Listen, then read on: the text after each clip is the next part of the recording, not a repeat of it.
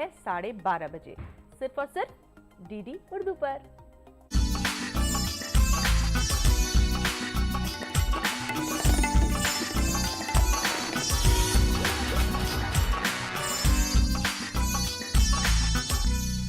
आदाब नाजरीन, रंग तरंग में आप सभी का खैर मकदम है। मौसम सर्द हवाओं का, कोहरे की धुंधली सी चादर, लेकिन उम्मीद का दिया फिर भी जगमग करता है। जी हाँ, उम्मीद के ये दिए जगमगाते ही रहते हैं और इन सब की रोशनी समेटकर हम ले आते हैं आपके लिए रंग तरंग के इस खूबसूरत झिलमिलाते हुए पिटारे में। इस बार भी बहुत जोश है, खरोश है, क्योंकि आमद है श्री राम की। क्या तैयारियां चल रही हैं इसके बारे में तो हम आपको बताएंगे ही, साथ ही साथ लेकर चलेंगे कुछ ऐसी एग्जीबिशंस में जहां पर दिए जगमगा रहे हैं उम्मीदों के, कैनवस ऑफ होप, जो आपको जोड़ देता है आशा की किरण से। तो देर किस बात की, शुरू करते हैं रंग तरंग आपके साथ।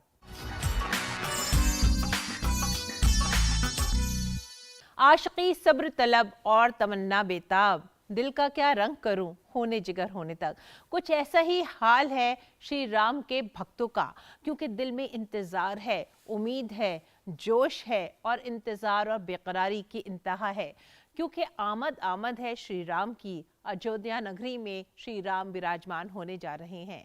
है राम के वजूद पे हिंदुस्तान को नाज, अहले नजर समझते हैं उनको इमाम हिंद।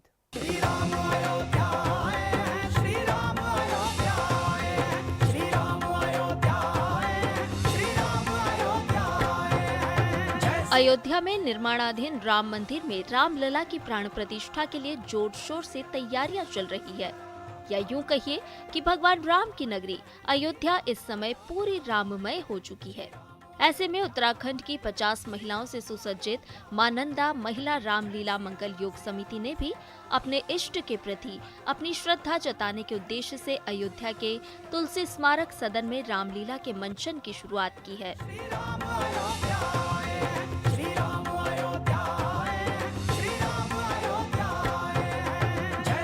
गौरतलब है कि ये महिलाएं चमौली, रुद्रप्रयाग, पौड़ी और अल्मोड़ा के पतंजलि परिवार से हैं।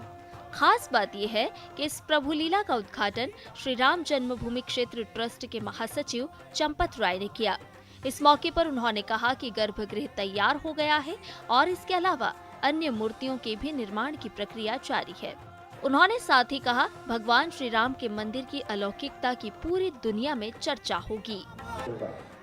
वहीं दूसरी तरफ अयोध्या को प्रदूषण मुक्त बनाने के लिए इको फ्रेंडली गोल्फ कार भी पर्यटकों को खूब भा रही है। भगवान रामलला की मूर्ति की प्राण प्रतिष्ठा 22 जनवरी को होनी है, जिसके लिए लाखों श्रद्धालुओं के अयोध्या में पहुंचने की संभावना है।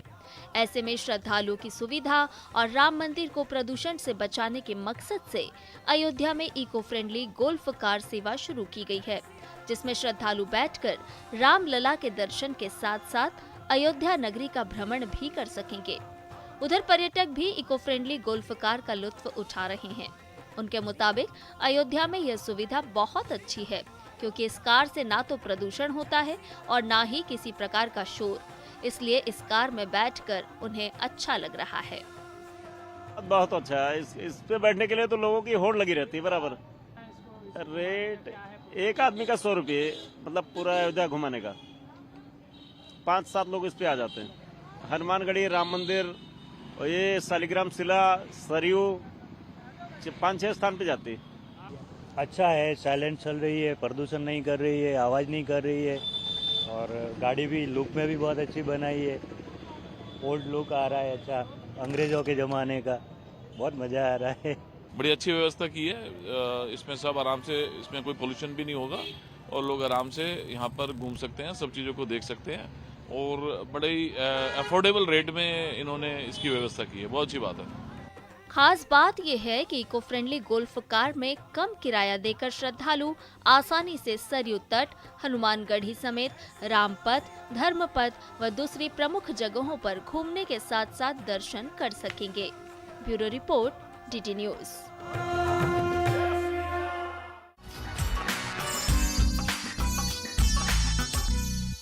हिंदुस्तान की बेशकीमती सकाफत बेमिसाल है। पूरब, पश्चिम, उत्तर, दक्षिण, जहां कहीं भी चले जाइए आपको कुछ ऐसे गौहरे नायाब मिलेंगे जिनसे अक्ल हैरान परेशान हो जाती है। और जब बात हो जुगलबंदी की जनूबी हिंद और शुमाल की तो फिर क्या कहने। तो आइए तमिल संगमम की रौनक का लुत्फ उठाते हैं आपके साथ।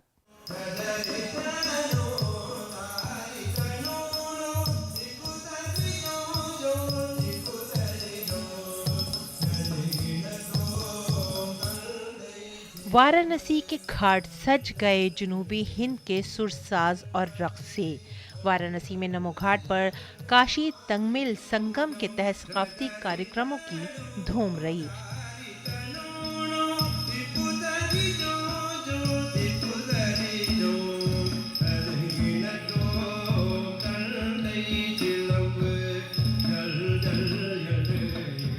बनारस के ये घाट खुद भी सकाफत का एक बहुत ही खूबसूरत झरोखा पेश करते हैं, लेकिन जब यहाँ पर जनूबी हिंद की जुगलबंदी हो गई तो देखने वाले कर उठे वाह वाह। तमिलनाडु के दूर दराज के गांवों में होने वाले लोक नाच देखने को मिले वाराणसी के घाटों पर गंगा के किनारे।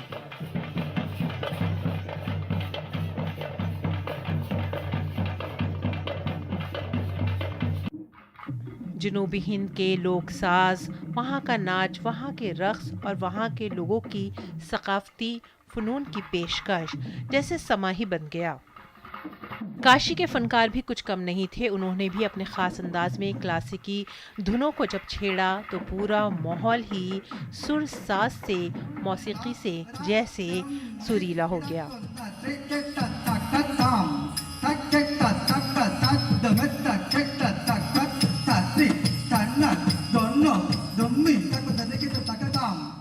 तमिल संगम के तहत अपनी अपनी पेशकश देने वाले दोनों रियासतों के ये फनकार बेहद खूबसूरत समा बांध रहे थे। बड़ा ही यादगार और खूबसूरत पल था ये। यहाँ के दर्शन के लिए आए लोगों ने भी इस प्यार और इस जुगलबंदी को महसूस किया और इन फनकारों की हौसला अफजाई की।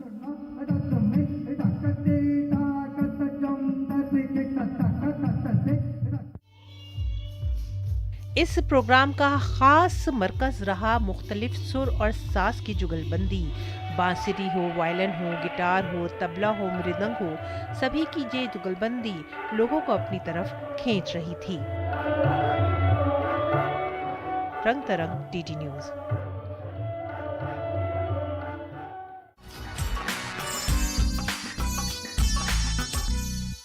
एक तस्वीर की आवाजों ने हमसे खामोशी में जाने क्या क्या कहा। जी हाँ, तस्वीरें बोलती हैं, एहसास, जज्बात और हालात का इजहार करती हैं। एक ऐसी ही आर्ट एग्जीबिशन में आपको लेकर चलते हैं जहां पर तस्वीरें कहानी बयान कर रही हैं रोजमर्रा की जिंदगी की और उनसे जुड़े हालात की।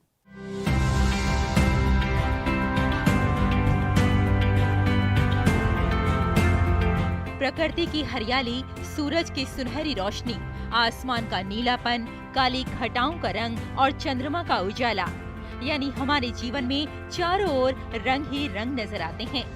लेकिन कुछ रंग हमारे अंदर भी हुआ करते हैं जिन्हें एक चित्रकार अपनी पैनी दृष्टि से रंगों के माध्यम से एक आकार देता है। एक महिला कलाकार जब अपनी भावनाओं को कैनवस पर उतारती है, अपने दर्द की कहानी को, अपने संघर्ष के दिनों को रंगों के माध्यम से समाज तक पहुंचाती है, तो एक नया संदेश हमारे सामने होता है। और शायद इसीलिए कहा जाता है, तेरे माथे पे ये आंचल बहुत ही खूब है, लेकिन तो इस आंचल से एक परचम बना लेती तो अच्छा था। दिल्ली के ललित कला एकेडमी में वृक्ष कला के नाम से एक चित्रकला प्रदर्शनी का आयोजन किया गया, जिसमें कई कलाकारों ने हिस्सा लिया। इस प्रदर्शनी की खास बात ये थी कि इसमें कॉलेज ऑफ आर्ट दिल्ली के चित्रकार अध्यापकों ने भी हिस्सा लिया। इनका मानना है कि चित्रकला को नई नई तकनीक अपनाते रहना चाहिए। तो ऐसे में कला लेखन की आवश्यकता इसलिए आती है कि कलाकार जब चित्र बनाते हैं या कोई समूह प्रदर्शनी करते हैं, तो जो ऐसे दर्शक जो कला की इन डेप्थ जानकारी नहीं रखते हैं, तो उनका एक तरह से गाइडलाइन मिलता है उनको कला पे जो लिखा जाता है। कैटलॉग में कलाकार लिखवाते इसीलिए कि जैसे हम किसी मोनूमेंट पे जाते हैं तो हमें उसके इतिहास और उसकी जानकारी नहीं होती है, हम उसको देखते हैं आर्कियोलॉजिकल साइट। लेकिन जब कोई मुझे बताता है कि ये ऐसे ऐसे ये है तो हमारा इंटरेस्ट उसमें बढ़ जाता है।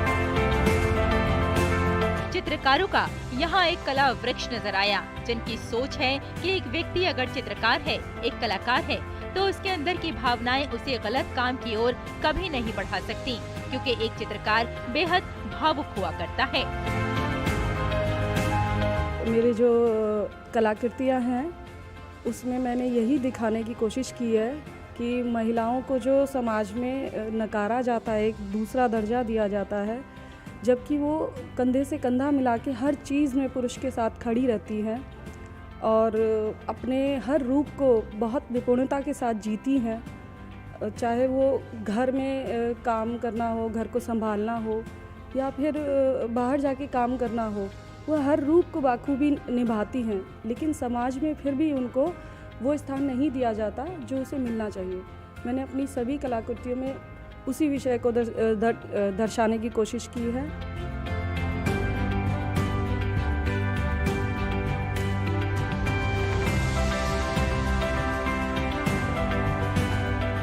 देखिए, हमारी सरकार नई शिक्षा नीति लेकर आई है, तो उसमें कहीं ना कहीं आर्ट को इतनी बढ़ावा दे रही है, बच्चों को ज्ञान मस्तिष्क में चीज़ों को डालने के लिए। उसी को कहीं ना ध्यान में रखते हुए हम कुछ अमूर्त रूप से पेंट कर रहे हैं। इसका हमने टाइटल रखा है हार्ट टू हार्डवेयर, दिल से मशीन तक। आप देख सकते हैं, इसमें मैंने ज्ञान को दिखाने के लिए कुछ ऑब्जेक्ट डाले हैं, कुछ फॉर्म डाले हैं, कुछ एक चमकता सितारा जो गोल्डन दिखा रहा है, इन सब देखते हुए हमने इसमें ये पूरा कंपोजिशन तैयार किया है। इस सुंदर प्रदर्शनी में हर चित्र में प्रेम, संवेदनाएं और प्रकृति से प्रेम का चित्रण प्रस्तुत किया गया। वाकई भारतीय कला से प्रभावित होकर आज भी चित्रकार अपनी प्राचीन भारतीय कला को एक नया रंग देने के लिए प्रतिबद्ध हैं। रंग तरंग के लिए रेशमा की रिपोर्ट, डीडी न्यूज।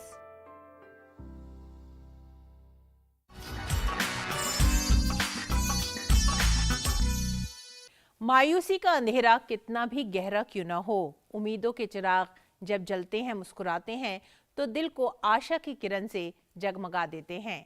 और ऐसा ही फन है एक ऐसे कलाकार का जो अपने जज्बात और हालात को उम्मीदों से जोड़कर दुनिया में रोशनी फैला देता है। तो चलिए आपको लेकर चलते हैं एक ऐसी एग्जीबिशन में जिसका उन्वान ही है कैनवस ऑफ होप, यानी उम्मीदों की तस्वीरें। उम्मीदों के इस जहान में ढूंढते हैं आशा की किरण आपके साथ।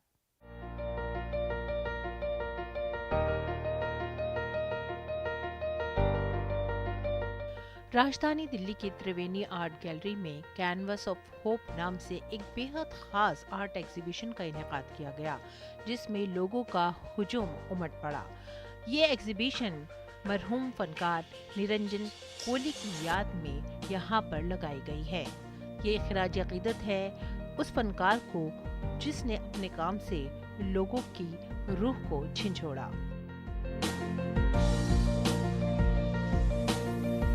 निरंजन कोली जी यकीनन एक बहुत ही टैलेंटेड इंसान है। वो अगर पढ़ाई में इतना वक्त नहीं देते और सिर्फ पेंटिंग ही करते, क्योंकि हमारे दर्श में कोई माँ बाप नहीं इनकरेज करते। पहले तो कहते थे कि अरे टाइम बर्बाद कर रहा है, कुछ पेंटिंग कर रहा है, खेल रहा है। इन लोगों को नहीं पता कि खेलना और पेंटिंग करना आजकल इंटरनेशनली रिकग्नाइज्ड है। निरंजन कोली का काम दिन पे दिन और तरक्की होने वाली है और लोग देखने वाले हैं, और उम्मीद है कि बहुत ही उनको और तारीफ मिलेगी। कैनवस ऑफ होप एक उम्मीद की किरण है। 10 दिन तक जारी रहने वाली इस एग्जीबिशन में बहुत सी मुआज़िज़ शख्सियात ने शिरकत की और निरंजन के काम को सराहा। ये प्रदर्शनी इज़ ट्रिब्यूट मेरा लेट हस्बैंड निरंजन कोली का, जो यहाँ पे त्रिवेणी में वो student, he was a student here and 2017 से he was being mentored by Shri Sanjay Roy, who's an artist here, senior artist here, or Shri Rameshwar Brutta ji.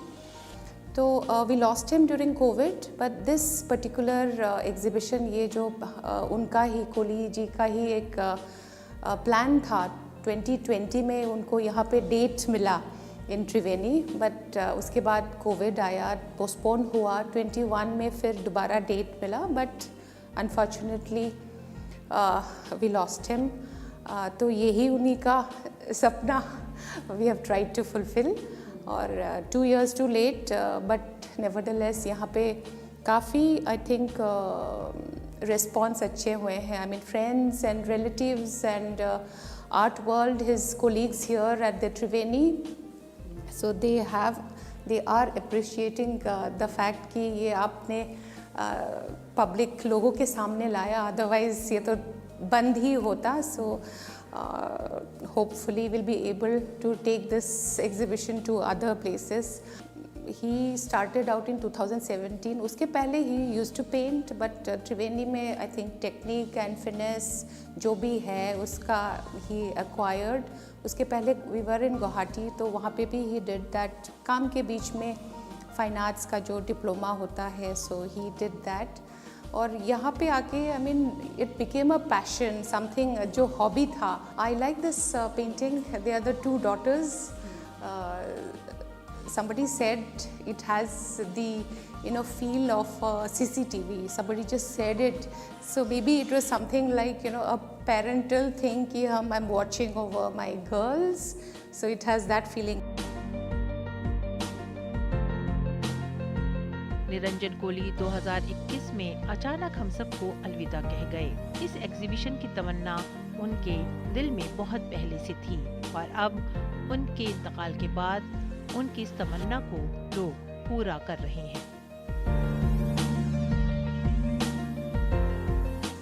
इनमें maximum paintings को मैंने बनते हुए देखा है. वो एक दिन पहले कैनवस कुछ और होता है, फिर अगले दिन कुछ और होता है. तो मैं सोचता हूँ कि इस पूरे जो लोग सभी अपने अपने कामों में व्यस्त हैं, पर इस व्यस्तता के मध्य में इन्होंने अपना एक रास्ता बना रखा है. तो वही सारी यादें हैं. तो इनकी जो एक मेमोरी है हमारे साथ ना, ये हमारे लिए एनर्जेटिक है कि हम भी अपना कला के प्रति इस तरीके से रहें. तो उनका पेंटिंग देख के ऐसा मतलब होता है कि वो बहुत ही नेचर के करीब थे और ह्यूमैनिटी पे बिलीव करते थे. तो उनका पेंटिंग्स में सारे उसका रिफ्लेक्शन देखने को मिल रहा है. और ये एक उनके प्रति ट्रिब्यूट भी है ये पेंटिंग एग्जीबिशन, कि उनकी फैमिली ने जो ऑर्गेनाइज़ किया है, उनके सारे दोस्त, उनके कोलीग्स, उनके वेल विशर्स सारे लोग आए हैं. निरंजन ने त्रिवेणी कला संगम में इस आर्ट एग्जीबिशन को लगाने की बात कई बार की थी और आज उनका ये सपना हकीकत का रूप धार रहा है. लेकिन यहाँ तो आप देखिए जितनी भी क्वालिटी है वो बहुत कला की दृष्टि से जो रंगों का संयोजन है वो बहुत खूबसूरत है. इनका काम देख के मुझे बहुत ही अच्छा लगा और उनका जो डेडिकेशन था ये एक्चुअली काम के अंदर झलकता है. और उनका जो काम था ऑफिस का जो काम था that was very tight schedule, लेकिन उसके बाद भी रात भर पेंटिंग करते थे. ये देख के मुझे समझ में आया कि आर्ट के प्रति कितना उनका ध्यान था और उसमें कितना उनका सोच को आगे बढ़ाने के लिए कोशिश था. अपने काम के साथ निरंजन अपने फन के लिए भी बेहद जज्बाती थे और उन्होंने कौमी और बैनुल-अक़वामी सतह पर कई एग्जीबिशंस में काम किया और शिरकत की. उनके ख़ानदान के ज़रिए मुनक़िद की गई इस एग्जीबिशन में निरंजन के काम को लोगों के सामने पेश किया गया है. एक कोशिश है कि लोगों तक उनका फ़न पहुँचे. उनकी तस्वीरों में सच्चाई नज़र आती है.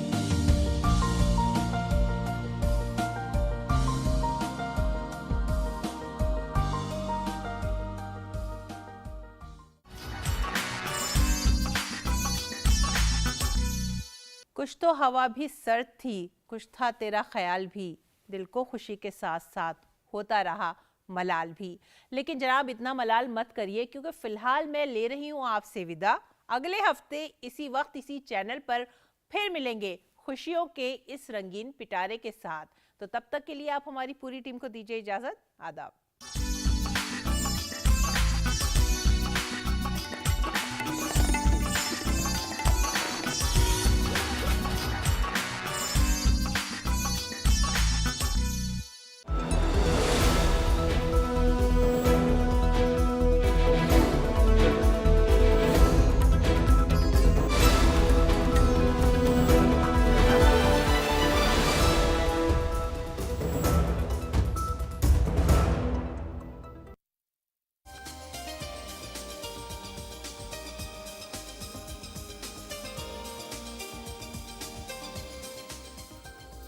चलिए साबिक रियासत बड़ौदा की बेशकीमत और रंगारंग तहसील और इसकी शानदार तारीखी इमारतों की सैर की जाए, जिनमें सबसे पहले आता है वसी और अरीज लक्ष्मी विलास पैलेस।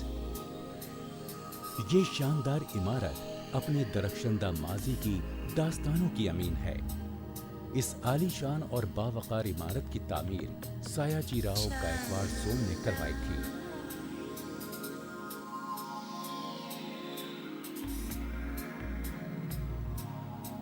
इसकी तामीर में 12 साल लगे और 1890 में तामीर मुकम्मल हुई। 1000 एकड़ के वसी रकबे पर ये इमारत तामीर की गई है, जिसमें इसके चारों तरफ फैली सोने की कानें भी शामिल हैं। ये हवेली फन तामीर का एक शाहकार है।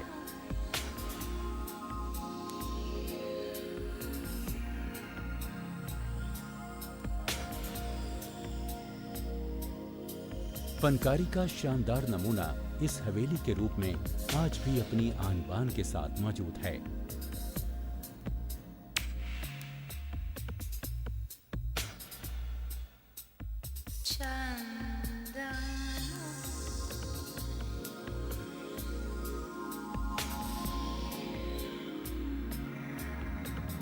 इस इमारत की तर्ज तामीर मजहबी रवादारी की आईनादार है। इमारत का बाहरी हिस्सा इस तरह तामीर किया गया है कि इसमें तमाम अहम मज़ाहिब की इबादत गाहों की झलक दिखाई देती है, जिनमें मंदिर की सीढ़ियाँ, गिरजे की सलीब, मस्जिद का गुंबद और गुरुद्वारे का बुर्ज शामिल हैं। इस वसी और अरीज इमारत का हर हिस्सा इस बात का गवाह है कि इस फन तामीर के शाहकार की तामीर में किस कदर मेहनत की गई है। दीवारों की आराइश में फूलों और पत्तियों की नक्काशी का इस्तेमाल किया गया है। मगरमच्छ, मोर और भेड़ियों के मुजस्समे और कुदरती मनाजिर से लिए गए मौज़ूआत की नक्काशी और संतराशी रजवाड़े की शानदार विरासत का मजहर हैं। हवेली के अहाते में एक और दिलचस्प फनकारी का नमूना है शानदार दरबार हॉल। अपनी मौजूदा तब्दील शुदा शक्ल में दरबार हॉल अपनी सरवतमंद देरीना तहजीब की दास्तानें सुनाता है। पहले कभी ये शीशे की पेचीदा और नाजुक कारीगरी से सजा हुआ करता था। दरबार हॉल की दीवारें मेहनत और महारत से बनाई हुई फरिश्तों और परियों की तस्वीरों से सजी हुई हैं। खिड़कियां और मेहराबें हिंदुस्तानी और मगरबी फन तामीर का दिल फरेब संगम हैं। दरबार हॉल के गोशे गोशे में नफीस नक्काशी, पेचीदा नक्श निगार और झाड़ फानूस इसकी शान में इजाफा करते दिखाई देते हैं। गुजरे वक्तों में राजघराने की खवातीन के लिए एक अलग हिस्सा मखसूस था जो जनाना कहलाता था, जहां से खवातीन सारे दरबार का नजारा कर सकती थीं। लेकिन दरबार में मौजूद कोई भी शख्स राजघराने की इन खवातीन की एक झलक भी नहीं देख सकता था। इस हिस्से की छतों पर जनाना मिजाज के नक्श जैसे फूलों की बेलें सुनहरे और दीगर रंगों में बनाए गए थे।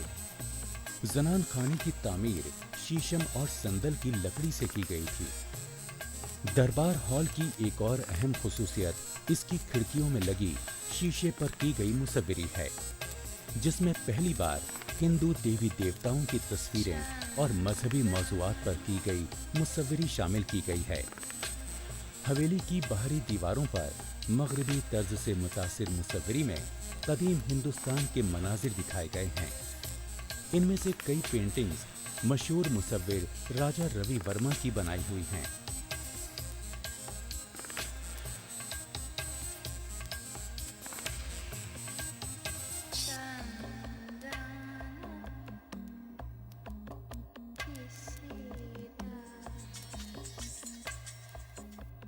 लक्ष्मी विलास पैलेस में एक और दिलफरेब जगह है, महाराजा फतेह सिंह म्यूजियम।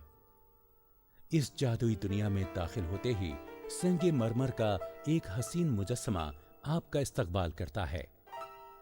ये मुजस्समा मारूफ संगतराश पी रोमेनली ने तैयार किया है।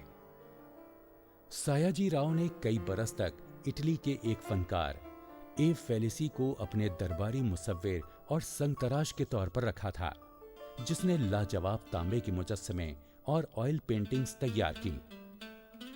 म्यूजियम के एक हिस्से में नायाब फर्नीचर और साजो सामान रखा गया है।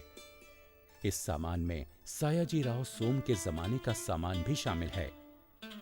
फनेंद्र नाथ बोस का ऐसा फनपारा भी यहाँ है जो 3 अलग अलग जावियों से यकसा नजर आता है। राजघराने की बहुत सी शख्सियात के संगमरमर के मुजस्समे आलीशान म्यूजियम के एक बड़े हिस्से में सजाए गए हैं। हिंदुस्तान की फनकारी, नवारेदात और मुजस्समों का एक नायाब इंतखाब इस म्यूजियम की जान है। म्यूजियम में सजा एक लड़की का मुजस्समा जो तंजौर की रक्कासा के नाम से मशहूर है, उस रक्कासा की याद में बनाया गया है जो लक्ष्मी विलास पैलेस के दरबार हॉल में रक्स किया करती थी। बिलाशुबा ये म्यूजियम नायाब तांबे के मुजस्समों, चीनी के ज़रूफ, अतालवी निशात सानिया की शाहकार मुसव्विरी और दुनिया के मारूफ मुसव्विरों की पेंटिंग्स की नकलों का एक बेशकीमत खजाना है। आगे बढ़ें तो म्यूजियम का एक और हिस्सा आता है जिसे मगरबी हिस्से का नाम दिया गया है। इसमें दुनिया भर से जमा किए गए नवारेदात नुमाइश के लिए रखे गए हैं। नफासत से तैयार किए गए जापानी और चीनी बर्तन और दीगर दिलफरेब शाहकार, जिन्हें देखकर इंसान की हुनरमंदी का मुकम्मल एहसास होता है।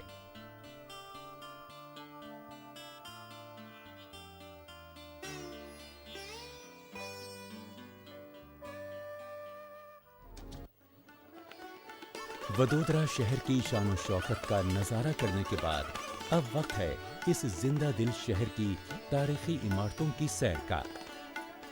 सबसे पहले हमारे सामने आता है वडोदरा शहर का एक और खजाना, यानी वडोदरा म्यूजियम। ये वो जगह है जहां इस शहर की तारीख की झलक देखी जा सकती है। फनकारी, आसार कदीमा, इंसानी तारीख व तमद्दुन, नेचुरल हिस्ट्री और अर्जियात से मुताल्लिक नवारेदात का एक खजाना है ये म्यूजियम। इस इमारत में फोटो खींचने की इजाजत नहीं है।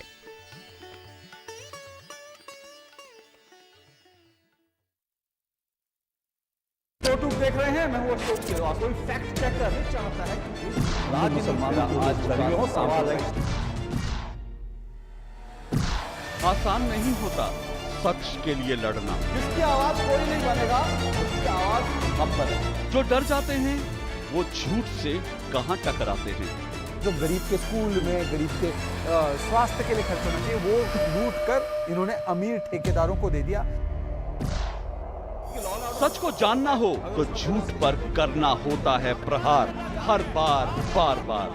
मैंने आपसे पूछा, आपने ठीक है नहीं कहा ना आपने। और कोई मुद्दा नहीं है तो सोनिया गांधी की गुडबुक में मैं अपना नाम गोल्डन अक्षरों में कैसे दाखिल करूं? इसलिए न फेक न्यूज न झूठ, हमेशा सच के साथ 2-2। देखिए मेरे साथ 2-2 सोमवार से शुक्रवार रात 9 बजे सिर्फ डीडी न्यूज पर।